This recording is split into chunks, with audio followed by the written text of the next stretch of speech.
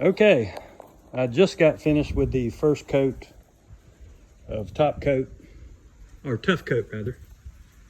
You can see it's still drying, so toward the back we'll walk around there and kind of look at it. It's a little more uniform. It's obvious that it needs 2 coats, but it did hide, I mean, every imperfection that was there, it hid it, except for like that one right there in the front. Now, it calls for 2 coats. It's going to get 2 coats. This was 1.5 gallons on a 20-footer.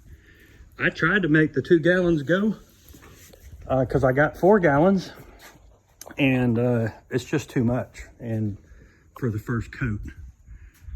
And it's supposed to be pliable, non-skid. It's not supposed to be too tough on your feet.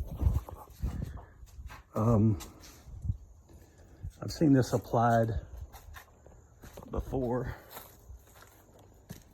and let me tell you, I am no expert at it. But I think coat number 2 is gonna make a huge difference with the final product. So this is the part that I did first. That's not like hard.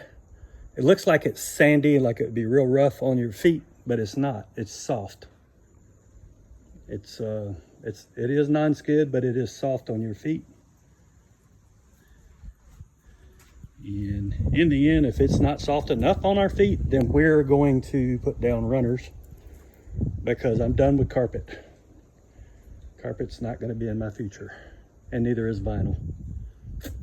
So, next coat goes on tomorrow. I'm gonna let this cure all day and night. And tomorrow, coat 2 will be going on board. So, pretty excited. Ready to start putting my furniture and stuff back on. So there you go.